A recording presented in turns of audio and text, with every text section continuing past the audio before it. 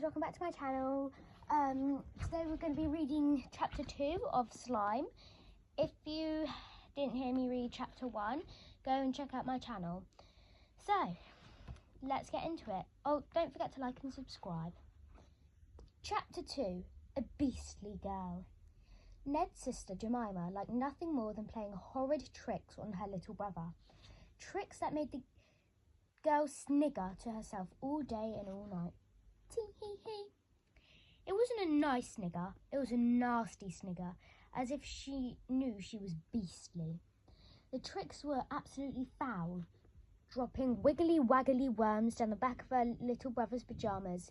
Yikes! Replacing Ned's toothpaste with glue so his teeth stuck together. Emptying the jar of his favourite marmalade and replacing it with mashed up wasps. Yuck! Painting everything in her little brother's room bright purple. The walls, the floor, the ceiling, his toys, his clothes, even his pet gerbil. No!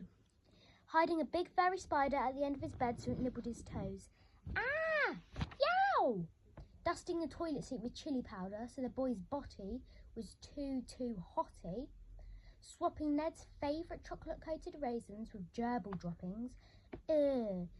Breaking wind into an old box for a week and then opening it in Ned's bedroom so he would suffer the phantasmagoria. Pooh!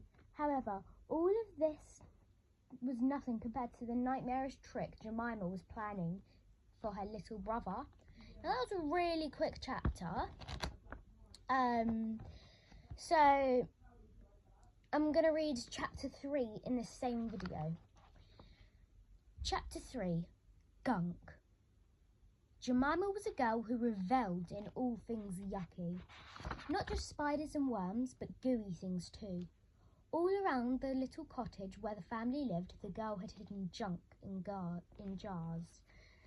Things you found under rocks, things you found at the bottom of ponds, things you found lurking down the plug hole. Jemima would scoop up anything nasty and deposit it in a jar. Over time, she had collected hundreds and hundreds of jars, all with all different kinds of gunk. Every single one had a label on it so Jemima could remember what was what. One shudders to think how the girl collected some of these revolting things. You would not want to touch this stuff with your bare hands.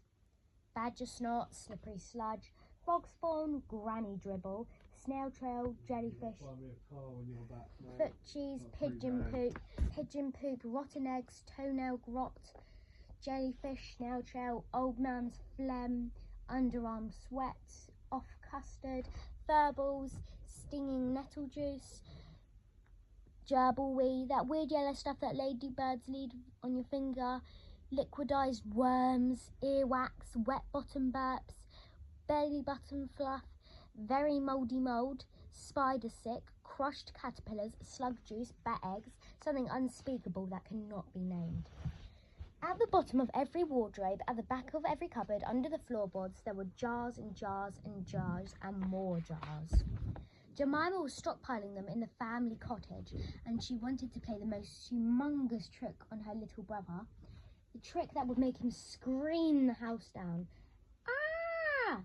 A scream that would echo all over the Isle of Mulch forever. Jemima would snigger herself to sleep thinking about her devilish plan. Tee-hee-hee. There was just one problem. Her little brother was onto her. Thanks for listening. They were 2 really short chapters. So, be warned, if you want to hear a chapter a night,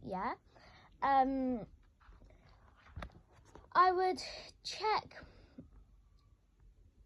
before, anyway, I'm just going to leave that. I hope you enjoyed those 2 chapters of the book. I'm just going to summarise them for you quickly. So basically, we got introduced to Jemima and all the gunk she kept, and that she was planning to play a humongous trick on her brother. Anyway, thanks for listening. Subscribe.